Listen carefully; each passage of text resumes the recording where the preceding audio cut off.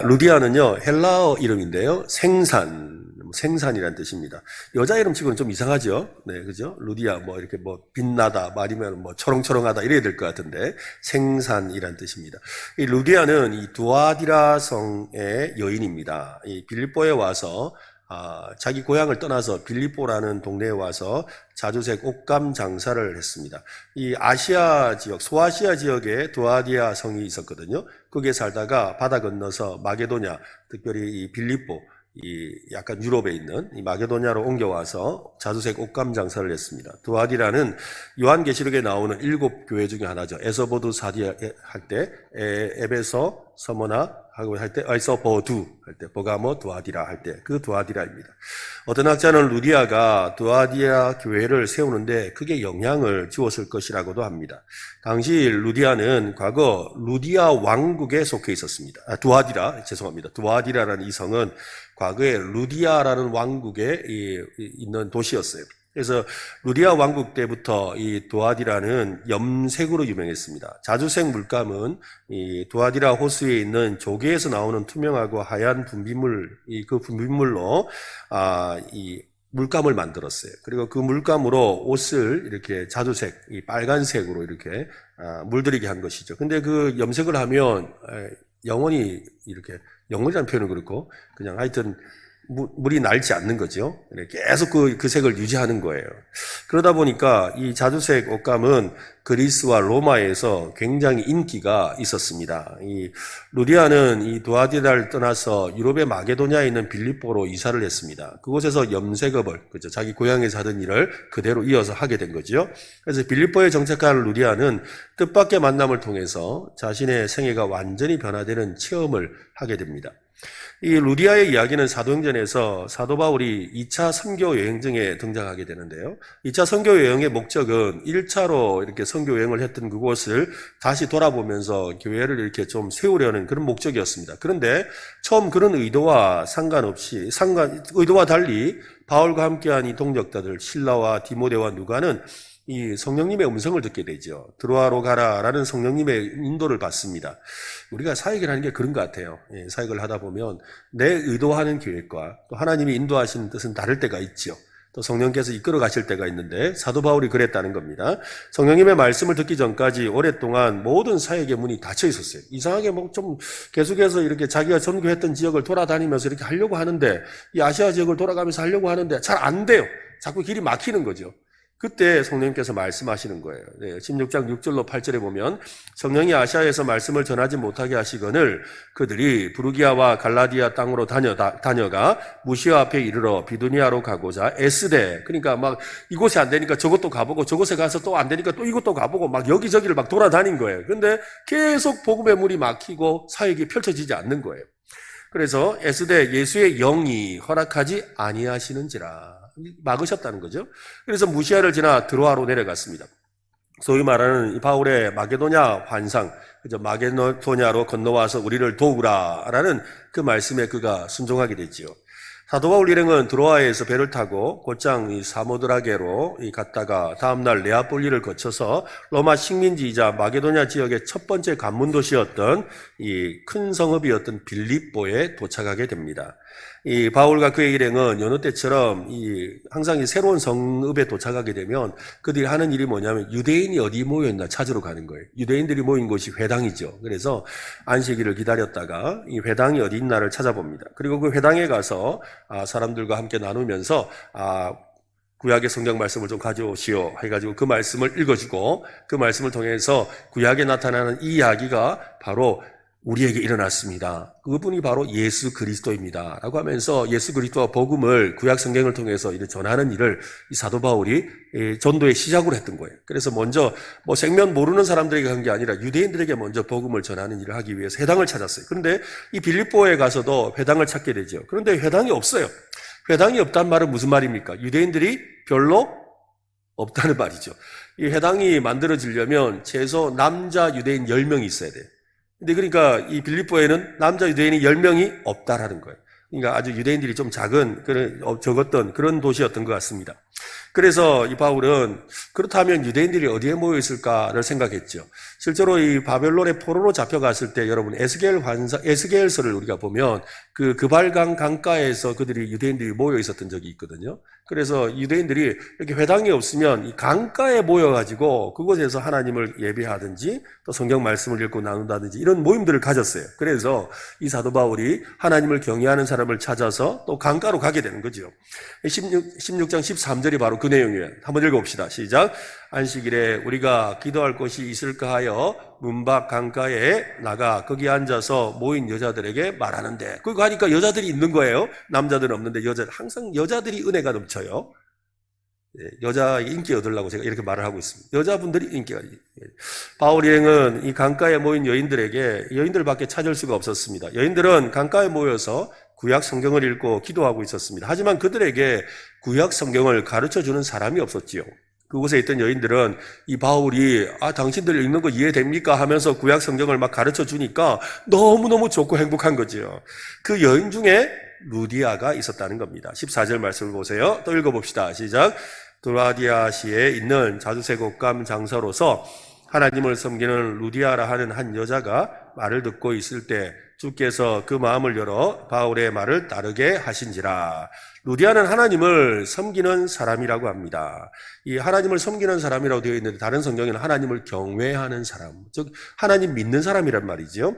이미 이스라엘의 하나님을 믿고 있었다는 말입니다. 아마 루디아는 이방인이었던 것 같은데요. 유대교로 개종을 한 것 같습니다. 하나님을 섬기는 이라는 표현은 당시에 유대교를 믿는 사람들을 일컫는 호칭이었습니다. 루디아는 디아스포라 유대인들이 유난히 많았던 고향 이 두아티라에서 유대계 신앙을 받아들였던 겁니다. 하나님을 섬겼지만 아직 그는 예수 그리스도를 몰랐습니다. 마치 우리 좀 몰도바 가면 좀 비슷할 것 같아요. 그죠? 예수 그리스도를 물론 알아요. 거기는 예수 그리스도 압니다. 이 동방정교회 성당에 가보면 참 한 번씩 이렇게 볼만한 것 중에 하나는 뭐냐면 요 바닥에서부터 저 천장까지 그림이 그려져 있어요. 왜냐하면 당시에 이제 정교회에는 글을 잘 모르는 분들이 많았기 때문에 이 그림으로 복음을 소개해요. 그래서 성당 안에 들어가면 이 1층, 2층, 3층, 4층 이렇게 층계로 이렇게 이 성경을 그려놓았어요. 성경의 그림을. 그래서 예수 그리스도의 이 복음 서약이 1층에 그려져 있고 2층에는 사도들이 그려져 있고 그 다음에 3층에서는 요한계시록에 대한 내용이 나오고 이러면서 이렇게 순서대로 해서 이 복음을 소개받을 수 있도록 돼 있죠. 그걸 보고 이렇게 믿는 거예요.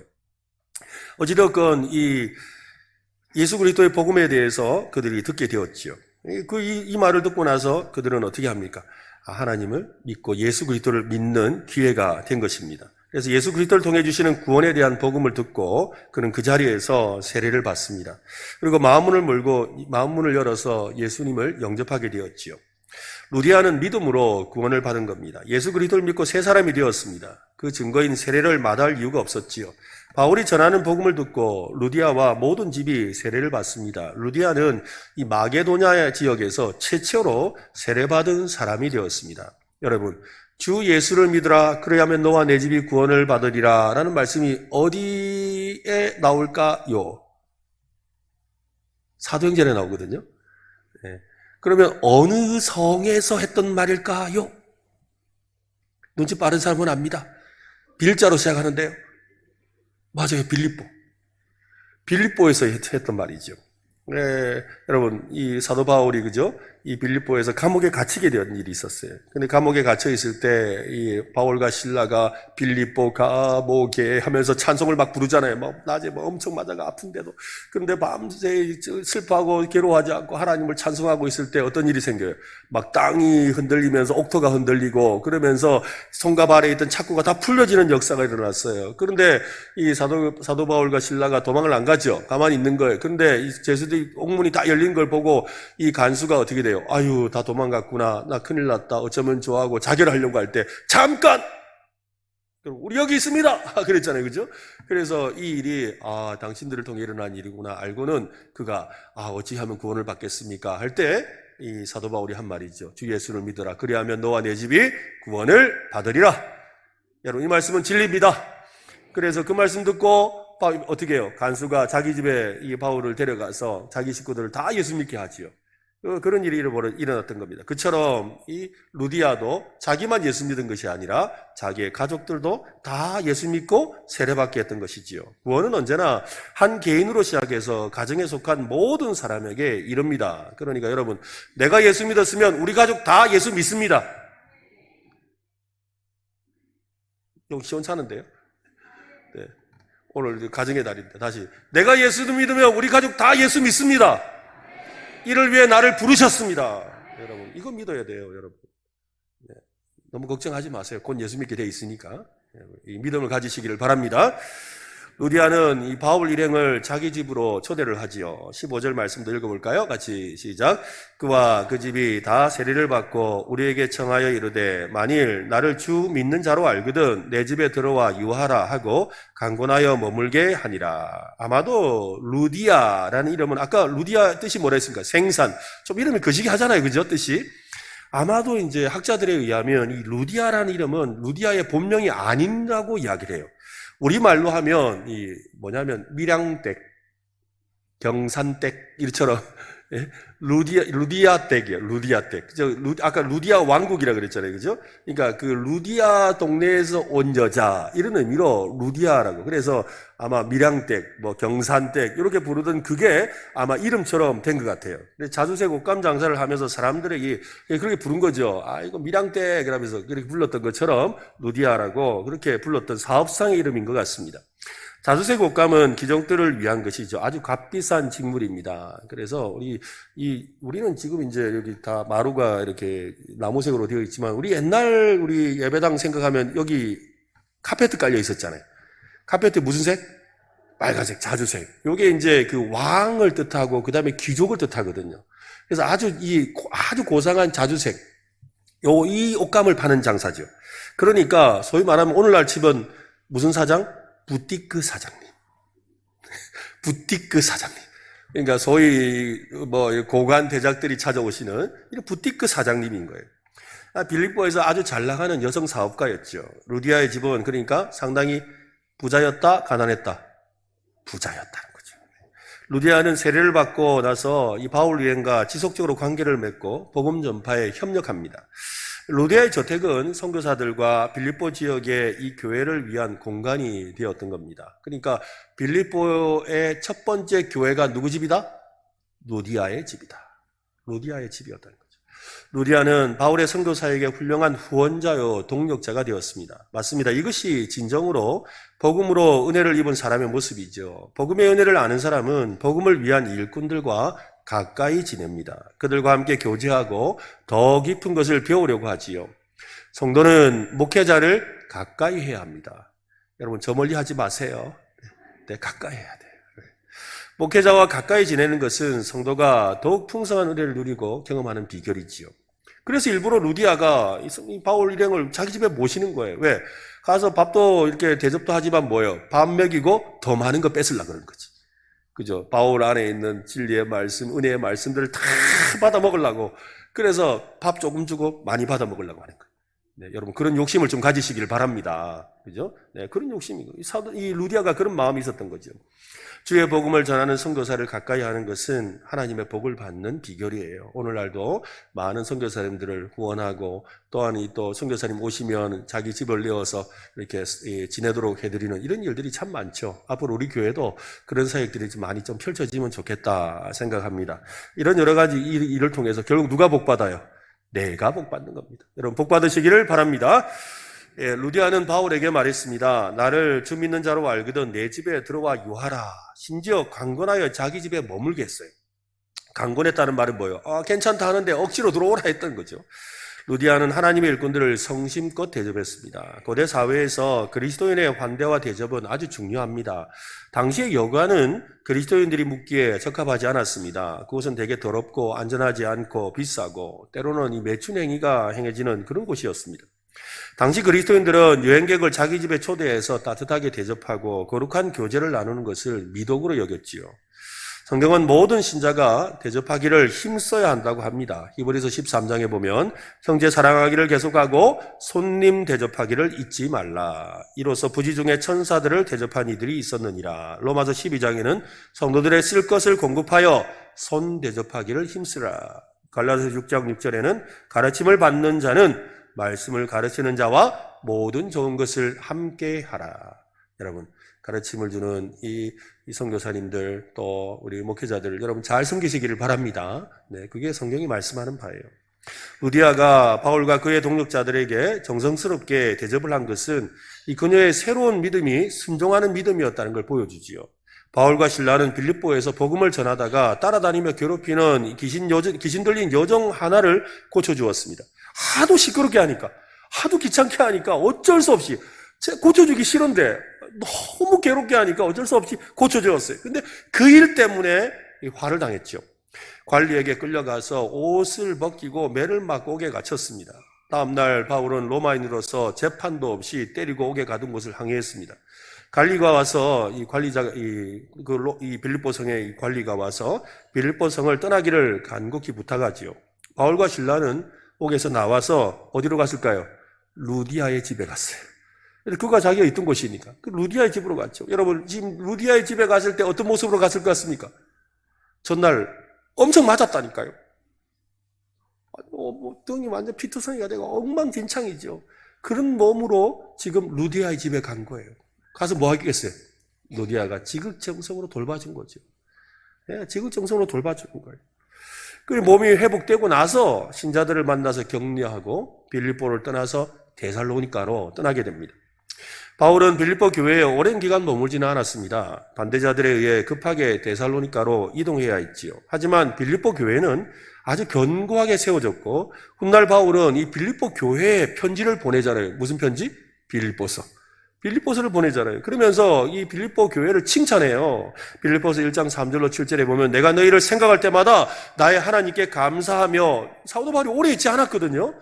근데 그곳에서 있었던 일을 생각하며 하나님께 감사하며 간구할 때마다 너희 무리를 위하여 기쁨으로 항상 간구함은 너희가 첫날부터 이제까지 내가 처음 만났을 때, 루디아를 만났을 때 그때부터 지금까지 복음을 위한 일에 참여하고 있기 때문이다. 복음을 위한 일에 어떻게 참여하고 있어요?